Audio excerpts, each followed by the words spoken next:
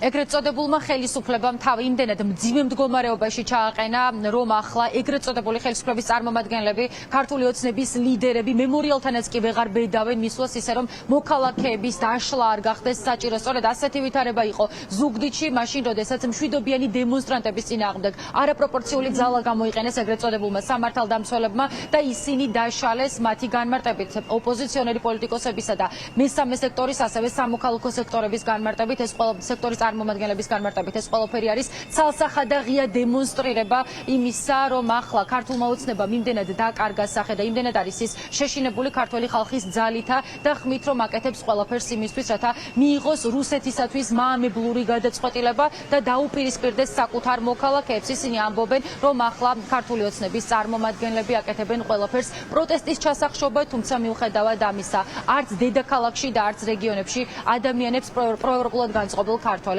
ამ არაპროპორციული ძალის არ ეშინიათ.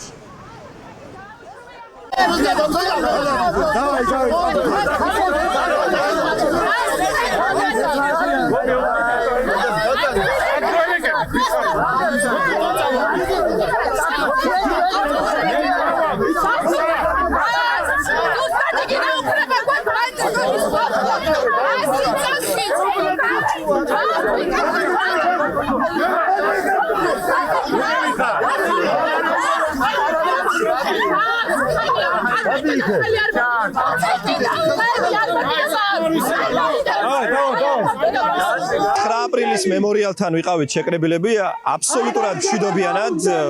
ადამიანები ვინც უკვე 130 დღეზე მეტია აპროტესტებენ ქვეყანაში არსებულ ვითარებას ამ დროს მოვარდა პოლიცია და გამოყარეს იქიდან ანუ თავიანთი ჭკუით კომფორტული გარემო შეუქმნეს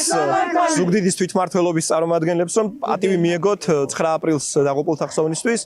არა არავინ არაფერს არ აპირებდა ეს არის სრულიად წარმოუდგენელი ამბავი რუსული მეთოდია საკუთარი მოქალაქეების წინააღმდეგ ბრძოლის ხედავ აგერ მერის შენობიდან გადმოფენილია სამგლოვიარო დროშები ჩვენი საქართველოს ძველი დროშა თითქოს ისინი ამით პატივს მიაგებენ 9 აპრილს დაღუპულთა ხსოვნას მაგრამ კობახიძის დღევანდელი განცხადებისა არ იყოს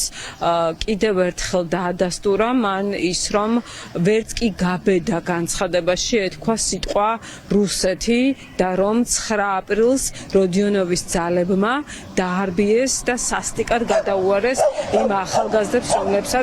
რომლებმაც დღეს ჩვენ მოგვიტანეს დამოუკიდებლობა. ჩვენს ქვეყანაში კონტრასტების ქვეყანაში, როდესაც გვყავს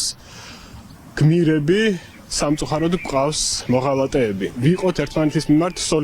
სოლიდარულები თუ არ ვიქნებით დღეს საბოლოო ჯამში დავკარგავთ იმ ჩვენს დამოუკიდებლობას და ერს, როგორც მამულს, ასევე სარწმუნოებას. ეგრეთ წოდებულმა ხელისუფლებამ სახე სრულად დაკარგა, ეს არის ის ხელისუფლება სწორედ თვითგამოცხადებული რეჟიმი, რომელმაც წინასაარჩევნო პერიოდში მოქალაქეებს შესთავაზა ქართული ოცნებისა და ევროკავშირის ჰიბრიდული ლოგო, ამიტომ ახლა ყველას უჩნდება რიტორიკული კითხვა იმასთან დაკავშირებით, თუ სად არის ქართული ოცნებისა და ევროკავშირის მეგობრობა მაშინ, როდესაც ეს თვითგამოცხადებული ხელისუფლება რეჟიმი ყველაფერს აკეთებს იმისთვის, რათა ქვეყანა არა დასავლეთის, არამედ რუსეთისაკენ წაიყვანოს.